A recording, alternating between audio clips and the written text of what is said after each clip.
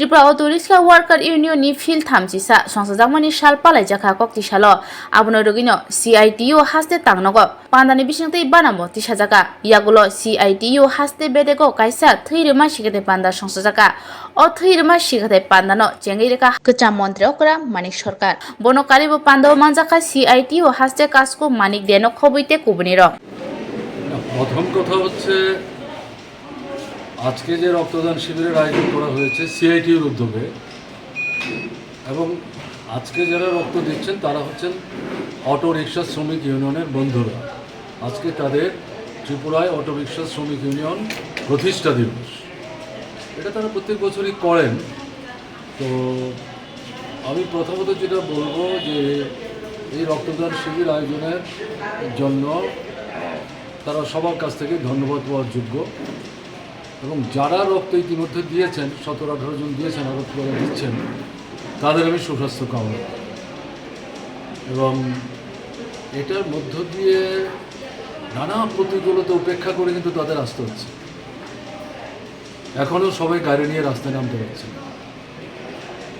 তাদের যে রাস্তায় গাড়ি চালানোর কথা, আমি কথা বলছিলাম এক দুজনের সাথে, তারা বলছেন আমাদের ওই রাস্তায় গাড়ি চালাতে দেওয়া হচ্ছে না, এর বাইরে কোনো কোনো জায়গায় গিয়ে আমাদের গাড়ি চালাতে হয়। এটা ঠিক, তারা যেটা বলেছেন প্রথম দিকে যে ধরনের সন্ত্রাসটা সংগঠিত করা হয়েছিল ধীরে ধীরে এটা একটু কমছে, কিন্তু আয় উপার্জন খুব কম, 300, 400, 500 টাকার বেশি না। মানুষ যদি গ্রাম থেকে না আসতে পারে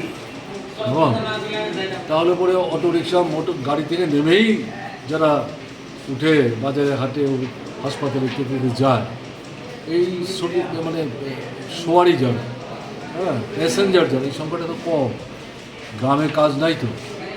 কাজে এতে গিয়ে একদিকে রাজনৈতিক প্রতিকূলতা, আরেকদিকে অর্থনৈতিক সংকট, সব দিকে তারা খুব কঠিন অবস্থায় আছে। এর মধ্যেও এই সমস্ত প্রতিকূলতা উপেক্ষা করে যেভাবে তারা রক্তদান শিবিরে এসছেন, এটা নিঃসন্দেহ অভিনন্দনযোগ্য। তাদেরকে আমি অভিনন্দিত করছি, সুস্বাস্থ্য কামনা করছি।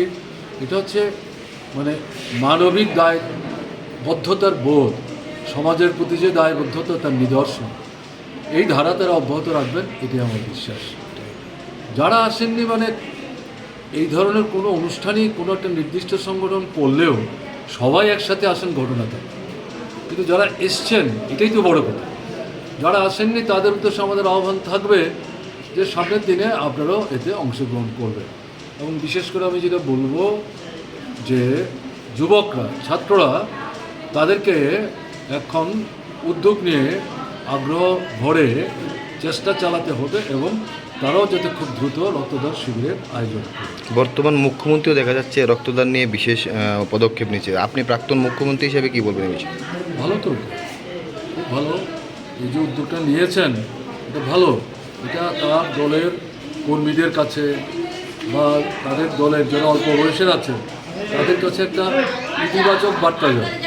আগে তো এটা হয়নি, কেমন এটা যদি কন্টিনিউ করতে পারে এটা ভালো তো।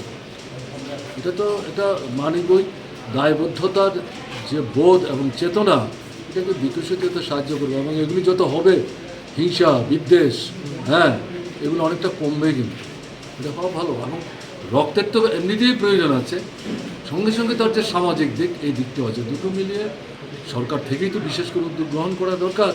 দেরিতে হলো উদ্যোগটা নিচ্ছে, এটা ভালো, এটা চলবে, আশা করি চালানো হচ্ছে।